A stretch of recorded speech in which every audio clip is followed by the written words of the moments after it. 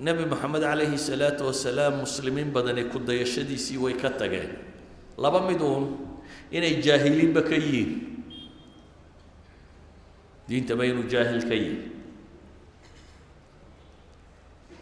ama dee dadkaa shakigu soo gaadhay inay yihiin taa waxaa ka sii daran gaalka wixii manfac lahaa lagagama dayane wixii aan manfac lahayn baa lagaga dayda inta ugu badan maxaan uga dan leeyahay gaaladu waxyaaba la ogolyahay in la kala qaataa jiro bini aadamka oo dhami wadaago oo muslimiintii horeba ay ka qaateen persia iyo romans iyo cid kasta ay ka qaateen iyo waxyaaba aan la ogolayn in la kala qaato waxaa la ogolyahay in la kala qaato waxaa ka mid ah waxyaabaha kan manaaficdan dunawiga yacni maalan technology-gan laakiin waxa weeyaan waxa manfaca lihi waqti iyo juhdi iyo sabr iyo aqoon bay u baahan yihiin laakiin dadku inta badan muxuu kaga daydaa waxaan manfac lahayn timahoo la xiirxiira iyo dhafaradoo la caddaysta iyo maryahoo la jeexjeexa iyo waxaan aakhiriya adduuntoona wax tarin dhallinteennu ama dadkeennu waxa aynu reer galbeed kaga dayannaa waa maxay hadday kaga dayan lahayeen sida dayuuradaa loo sameeyo iyo sida madaafiicda loo rakabtay iyo sida rag laysaga celiyo dee waxaynu odhan lahay waxba soo kordhisay kudayasho macna samaynaysana way noqon lahayd laakiin haddii waxa lagaga dayanayaa uu noqdo maryaha la xidhanayaa noocay u ekaadeen imka masaajidda muslimiintaad soo gelaysaa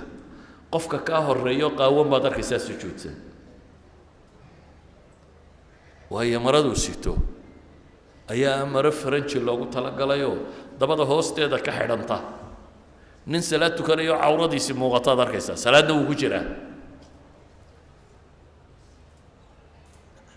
mid muslim oo dhaforada xiirtay qasac sameeyey timaa badhna muldhiyey badhna soo daayey idan waxa aynu kaga dayannoo dhami akaruhu waa wixii layna yidhi ha kaga dayanina wixii in uun suurtoobi lahaa in laga soo qaatana maynan ka soo qaadanin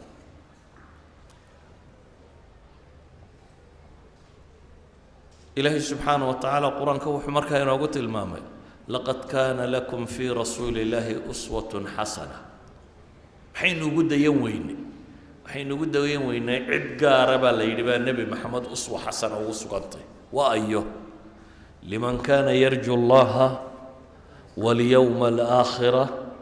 wadakara allaha kaiira waa kuwa ku dayan kara nebi maxamed kow liman kaana yarju allah kuwa ilaahay rajaynaya ilaahay rumaysan liqaagiisa rajaynaya ilaahay markuu la kulmo wuxuu odhan doono ka fekeraya ilaahay iyo weynidiisa iyo cadamadiisa kuwa garanayo rabbi rajaynaya rabbi iyo xikmaddiisa garanaya og ilaahay dunida tani inay isaga gacantiisa ku jirto sifada labaadee la siiyeyna waa maxay waa aakhiro kuwa yana rajaynaya nebi maxamed dariiqiisu dadku u fudud iyo raacaya waa dad ilaahay rumeeyey aakhirana agtooda ku weynti